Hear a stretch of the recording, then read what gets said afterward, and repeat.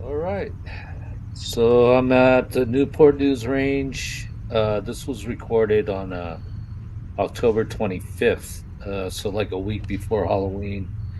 Um, but you could tell well, it was, I wouldn't say it was hot, but it was really sunny that day. And you could tell I'm sweating like crazy. I should have wore shorts that day, but anyway, I found this video and just wanted to comment on it. Um, Maybe go over a little bit of what I feel is important in the golf swing. But I was getting pretty good contact this day. I was in the ball pretty good. I was probably really loose because I was so hot. I think I was yeah, really sweating a lot. But I wanted to go over like what I'm doing here. Uh, if you see my setup, I think I have pretty good setup, good grip. Uh, and that's basically the fundamentals. Um, you see the slight tilt I have to the right. You may think that's not important, but that is really important. Um, it really helps you take the club back on the right plane. That slight tilt to the right. It's and this is the f- front front view, but if you look down the line, you'll see that if anything, my left shoulder, is closed. Always make sure that it's not open because that's a disaster if the left shoulder is closed at address. If anything, it has to be slightly closed. That just gives you a better chance to take it back correctly. And you know the most important thing really is that you can't.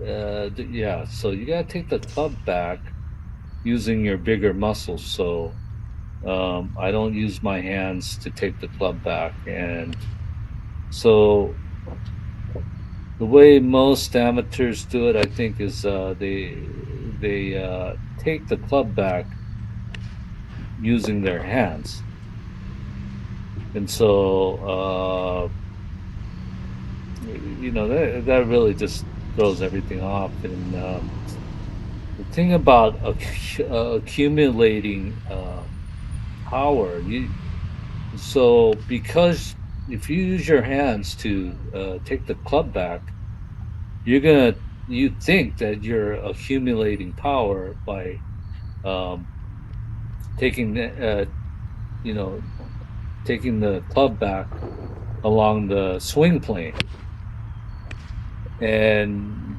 that's not how power is accumulated.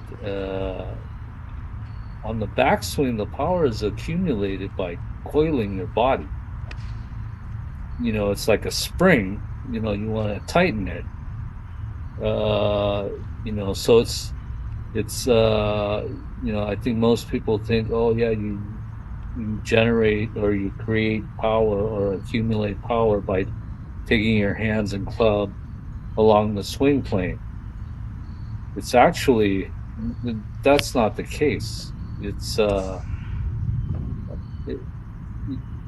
you really have to look at the swing in 3D. So the the distance that the hands travel from the top of the swing to the bottom of the swing, it's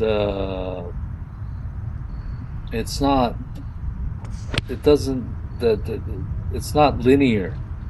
It doesn't drop like straight down. They actually drop your hands move from behind you to in front of you. That distance is not very long or far, but it does travel that distance.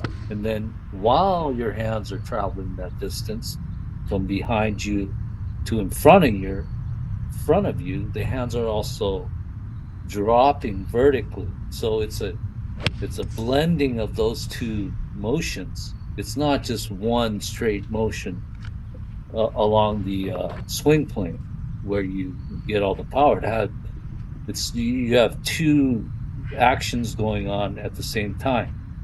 You have your hands moving from behind you to in front of you, and then from above you to where the ball is, to the ground. And it's a blending of those two motions that you're able to get good, solid contact and generate power. So most amateurs, when they swing the club from from top down, it's all linear force. Create that force is created with leverage, but that leverage actually has to be combined with the centrifugal force. So there's a lot of pros that might say, oh, some teachers, they say, oh, it's all in the arms and hands. That's where you generate the power. I kind of disagree. I think what it is like the coiling part. That's like torque. So like torque gets you moving really fast and quickly.